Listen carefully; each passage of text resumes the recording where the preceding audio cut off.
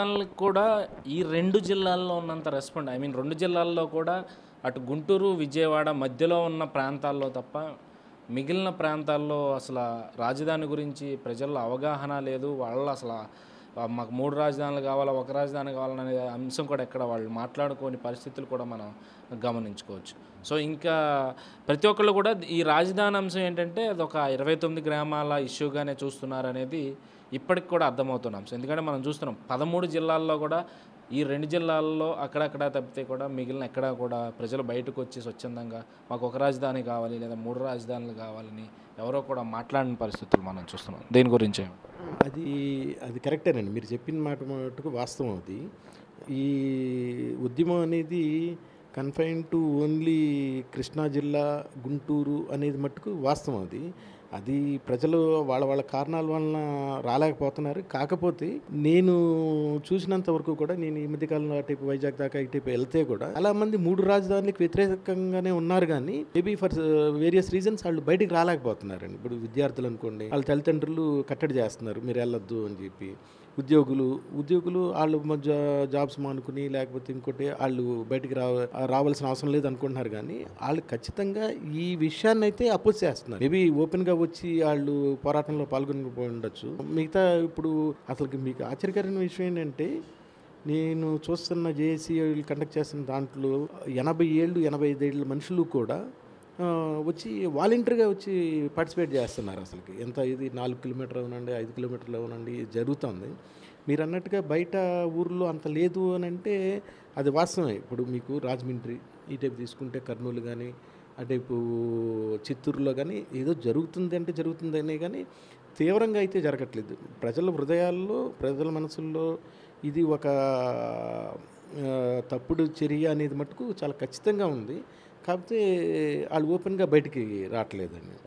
అది ఏఎన్యూలో కూడా విద్యార్థులని సస్పెండ్ చేసిన అంశం ఏదైతే ఉందో, వాళ్ళు అమరావతికి అనుకూలంగా నినాదాలు చేశారని చెప్పి ఏఎన్యూ వైస్ ఛాన్సలర్ వాళ్ళని సస్పెండ్ చేయడం జరిగింది. సో తర్వాత మళ్ళీ అక్కడ జేఏసీ నాయకులు కానీ తెలుగుదేశం నాయకులు కానీ పోరాటం చేస్తే మళ్ళీ వాళ్ళని తిరిగి తీసుకోవడం కూడా జరిగింది. సో ఈ అంశం గురించి ఏం మాట్లాడతారు?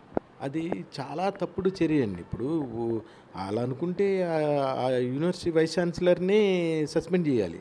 ఆయన గవర్నమెంట్కి ఫేవరబుల్గా జరిగిన కొన్ని దీంట్లో పార్టిసిపేట్ చేశాడు మీటింగ్స్లో ఆయన. అది ఖచ్చితంగా ఫొటోస్లో వచ్చినాయి, మీరు కూడా చూసుంటారు. ఇప్పుడు ఆయన్ని సస్పెండ్ చేయవలసింది పోయి విద్యార్థులు 4 వెళ్ళి ఇది అమరావతికి సపోర్ట్ చేసినంత మాత్రాన అది ఏదో పెద్ద నేరంగాను ఇదిగానే చేయవలసిన అవసరం లేదు. ఇటువంటి తప్పుడు చర్యల వల్లనే ఇంకా గవర్నమెంటుకి చెడ్డ పేరు వస్తుంది అనేది వీళ్ళు అర్థం చేసుకోవట్లా. ఇప్పుడు ఏమవుతుందంటే, జగన్ దృష్టిలో పడాలని అతి ఉత్సాహం చూపించి ఈ వైస్ ఛాన్సలర్స్ అవనండి, లేకపోతే ఈ మంత్రులు అవనండి, ఎమ్మెల్యేలు అవనండి, పిచ్చి నిర్ణయాలు, పిచ్చి స్టేట్మెంట్స్ ఇలా తీసుకోవడం వలన ఏమవుతుందంటే ప్రజల్లో వీళ్ళు లోకు అయిపోతున్నారు. ఇప్పుడు ప్రతిదీ జగన్ తీసుకున్నారని మనం చెప్పడానికి కాదండి. ఇప్పుడు ఆయన దృష్టిలో మంచి మార్కులు స్కోర్ చేయడం కోసం వీళ్ళు ఇటువంటి నిర్ణయాలు తీసుకుంటారనమాట. తీసుకున్నప్పుడు ఏమవుతుందంటే, అబ్బో చాలా బాగా తీసుకున్నాడు అని చెప్పి ఆయన మెచ్చుకుంటాడు, అది ఇది అని చెప్పి అనడమే. కానీ ఇది చాలా తీవ్రంగా ఖండించవలసిన విషయం. స్టూడెంట్స్ని 4 సస్పెండ్ చేస్తే ఏ విధంగా వాళ్ళు సస్పెండ్ చేస్తారు? ఒకప్పుడు 1984లో నాదెండ్ల భాస్కర్రావు చేసినప్పుడు అప్పుడు మొత్తం స్టూడెంట్సే మొత్తం నడిపారు దాన్ని ఇంచుమించుగా. అటువంటి అంతకన్నా తీవ్రమైన చర్య ఇది. ఎందుకంటే ఆ రోజున జరిగిన దానికి ఒక ప్రభుత్వాన్ని కూలగొట్టిందన్నమాట. ఇక్కడ ప్రభుత్వాన్ని కాదు, కొన్ని తరాలకు సంబంధించిన ఒక ప్రాబ్లం ఇది. దానికి స్పందించడంలో తప్పేమీ లేదు. ఇప్పుడు వాళ్ళు గవర్నమెంట్కి అగ్నిస్ట్గా ఏం చేయలేదు. అమరావతి మాకు కావాలి అన్నారు. అదంత మాత్రం అదేదో గవర్నమెంట్ని తిట్టడమో, చీఫ్ మినిస్టర్ గారిని తిట్టడమో అలా చేయలేదు. చీఫ్ మినిస్టర్ గారిని పబ్లిక్గా ఉరి తీయాలని చెప్పి అన్న మాటలకి కొంచెం కూడా స్పందన లేదు. అది కరెక్ట్ అన్నప్పుడు వీళ్ళు వచ్చి మాకు అమరావతి కావాలి అన్నది ఎంతవరకు తప్పుపట్టి వాళ్ళని సస్పెండ్ చేస్తారు? అది ఓవరాల్గా చూసుకుంటే ఇప్పటికే 50 రోజులు పూర్తవుతుంది రాజధాని నిరసనలు మొదలయ్యి కానీ, ఉద్యమాలు మొదలయ్యి కానీ. సో ఇప్పటికైనా సరే ప్రభుత్వం వాళ్ళకి అనుకూలంగా తన ఆలోచనలు మార్చుకుని ఎంతవరకు న్యాయం చేయగలదని మీరు నమ్ముతున్నారు?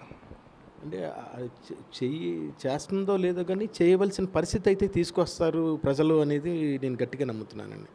ఇప్పుడు ఆయన అనుకున్నంత మాత్రాన 10,000 కోట్ల రూపాయలు ఈ రోజున ఖర్చు పెట్టిన దాన్ని ఏ విధంగా ఆయన సమాధానం చెప్తాడు? 33,000 ఎకరాలు ఇచ్చిన రైతులకి ఏమనిస్తాడు? వాళ్ళకి ఏ విధంగా కాంపెన్సేట్ చేస్తాడు? కొన్ని లక్షల కోట్లు తిరిగి కాంపెన్సేషన్ పే చేయాలి వాళ్ళకి. అంత డబ్బులు మీ దగ్గర ఉన్నాయా? డబ్బులు లేవు. ఆలోచనలు అయితే ఉన్నాయి. ఏంటి దుర్మార్గంగా రాజధానిని షిఫ్ట్ చేయాలనేదే తప్పితే ఏ విధంగానూ దానికి ఆల్టర్నేటివ్ స్టెప్స్ ఆయన ఆలోచించట్లా. ఇప్పుడు మనకి ఇది వద్దు అంటే కావాల్సింది ఏంటి? ఏ విధంగా దాన్ని క్లోజ్ చేయాలనేది లేదు. నాకు వద్దు అని మొండి పట్టుదలే కానీ దానికి ఆల్టర్నేటివ్ స్టెప్స్ ఏం తీసుకోవాలనేది ఆయన ఎవరి మాట అయినాడట, ఎవరు ఆలోచనలో కూడా ఆయన తీసుకోడు. ఐఏఎస్ ఆఫీసర్ల మీటింగు ఇంతవరకు కండక్ట్ చేసినట్టు ఎక్కడ మనం చూడలేదు. దీనికి సంబంధించి వైజాగ్లో ఎందుకు మనం అక్కడికి షిఫ్ట్ అవ్వాలనే దానికి క్లియర్ కట్టు ఇది చెప్పలే ఇప్పుడు దాకా. ఇప్పుడు నిజంగా ఆయనకి ఆలోచనలు ఉంటే ఆయన పబ్లిక్లోకి వచ్చి ఒక ప్రెస్ మీట్ అరేంజ్ చేసి ఈ కారణాల వల్ల నేను షిఫ్ట్ చేస్తున్నాను, ఇక్కడ అవినీతి జరిగిందని గత 7 నెలలుగా పోలవరం ఆపేశారు, అమరావతి ఆపేశారు, అంతా అయిపోయింది. వాళ్ళ చిన్నాన్న చనిపోయినప్పుడు ఎవరో చేశారన్నారు. అధికారంలో ఉన్నప్పుడు ఆయన ఇన్వెస్టిగేట్ చేయడానికి లేకపోతే ఏదీ లేదు. ఇప్పుడు దాకా మీరు అన్నట్టు 8 నెలల్లో ఒక్కటి కూడా ఏమీ చేయకోకుండా ఓన్లీ అవినీతి ఆరోపణలు మీదే ఆ మాట భజన ఒకటే చేస్తున్నారు తప్పితే మిగతాది ఏదీ చేయట్లేదు.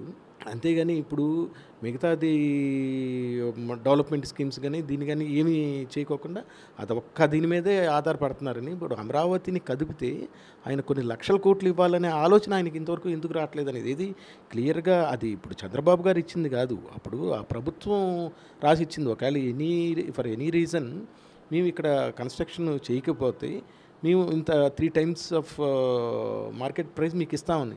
అదే కొన్ని లక్షల కోట్లు అవుతున్నప్పుడు ఈయన లక్షల కోట్లు పెట్టి మేము చేయలేమనంటే ఇప్పుడు ఈ రోజున లక్షల కోట్లు మిమ్మల్ని ఎవరు పెట్టమన్నారు? ఒక 10,000 కోట్లు పెడితే ఇప్పుడున్న ప్రాజెక్ట్స్ అన్నీ కంప్లీట్ అయిపోతాయి. తర్వాత ఎప్పుడైనా చేసుకోవచ్చు. అది ఆలోచనలు రాకుండా అలా చేయడం అనేది చాలా దురదృష్టకరం.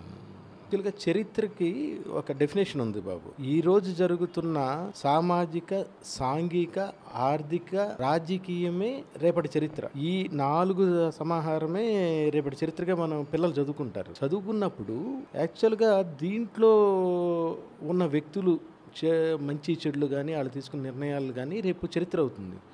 ఇప్పుడు అమరావతి పట్ల నేటి పాలకులు తీసుకున్న నిర్ణయం రేపటి పిల్లలు చదువుకునే చరిత్రలో ఏ విధంగా చదువుకుంటారు? ఒక మంచిగా చదువుకుంటారా లేకపోతే చెడుగా చదువుకుంటారా? ప్రతి మనిషికి చరిత్రలో స్థానం ఉంటుంది. చెడుగానే ఉండొచ్చు, మంచిగానే ఉండొచ్చు. కాబట్టి నేను చెప్పదలుచుకుంది ఏంటి అంటే ఈ రోజున మీరు తీసుకున్న నిర్ణయాలే భవిష్యత్తులో మిమ్మల్ని చరిత్రలో ఒక స్థానం ఏర్పడుతుంది. అది మంచా చెడా అనేది మీరు నిర్ణయించుకోవాలి తప్పితే ప్రజలు నిర్ణయించరు. అదే.